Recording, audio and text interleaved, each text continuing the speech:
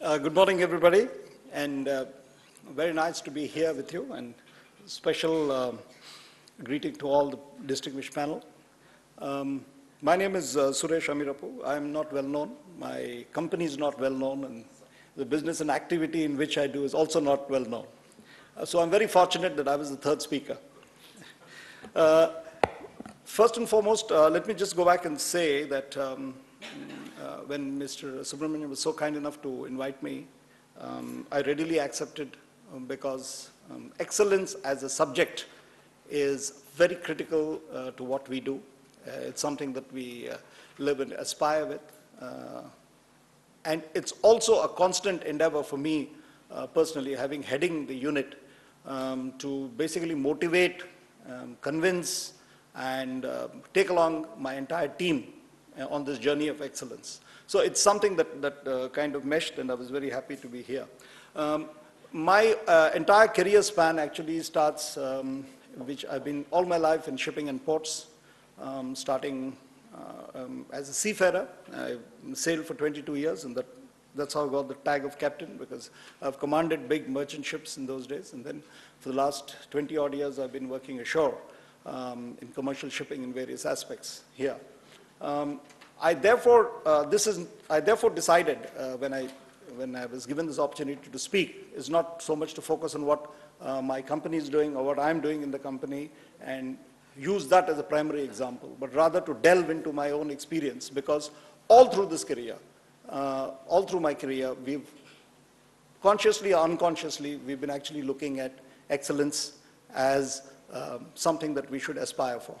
Now, having said all this, and also having mentioned that we are not too well known in what we do in the public eye, and we're not as well known as Banyan, which is so well known in the public domain, or as JWT, which is also very well known in the advertising industry itself. The work that we do is very old economy. It's in the older part of the old economy. It's very B2B stuff, and so we are not too well known in the public eye. I therefore thought I would crave your indulgence to just delve a little bit into what is it that we do, and with a purpose, because that would also bring into a flow of how excellence matches into that.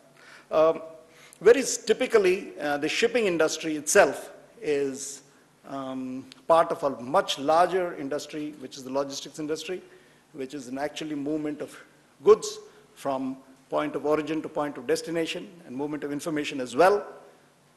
A large part of this goes by sea. 90% of the world's trade actually goes by sea, and therefore the ocean transportation is what we call shipping. Let me straight away begin by saying that this is to be taken quite distinct from the American definition of shipping. In America, even if a good small letter or a parcel is sent from New York to Kansas, they say it got shipped. But that's not the context in which we're talking about. We're talking purely about ocean transportation here. So, coming back again to what logistics is all about, let me very quickly look at a definition of logistics. There are numerous definitions of logistics, and an expert like Dr. Chandrasekharan here might delve on a few of them. But for us to look at one which would simplify it without taking away the seriousness of what it is all about, logistics consists of the planning, the implementation, the controlling of efficient, cost-effective flow and storage of raw materials, in-process inventory, finished goods as well, and the related information from point of origin to point of consumption for the purposes of meeting customers' requirements. This very lengthy definition alone offers enormous scope for the practice of excellence, because there are numerous players involved in this at numerous locations,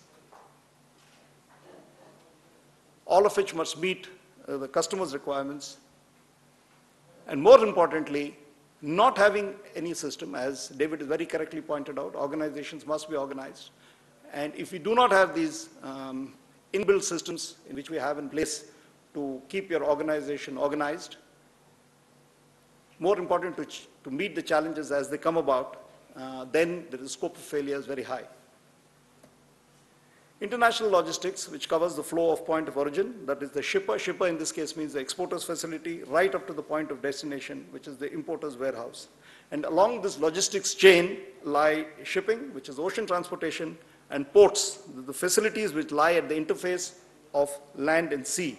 So the international logistics is a huge chain, starting right from the point of origin, literally from the warehouse of the exporter, and goes all the way to the warehouse of the importer. And along this are two important elements of the chain, which is shipping, covering the ocean transportation, and of course the ports which lie in there. These are the areas in which I've worked in all my life, and therefore I'm only going to focus on them and not on the entire logistics chain or SEM or any of those areas. Now, here, this is a very big industry, and at the same time, as I said, it is not well known. Most of the people do not know much about what we do. And the international logistics itself is estimated to be more than 3.5 trillion. And in India, especially, logistics cost is as high as 13% of the GDP, compared to 8 or 9%, which is there in developed country. And therefore, there's a huge scope for improvement. And one of the methods and tools for using improvement is to get excellence into organizations.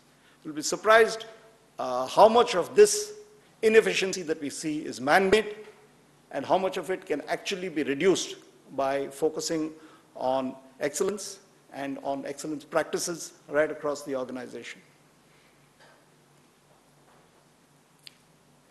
Let me just focus on shipping first. 90% of the global trade is carried by sea, according to IMO. IMO is the International Maritime Organization. That's the UN body which is responsible for regulating of shipping worldwide. And they also focus on all aspects of shipping, safety, environment. Sorry.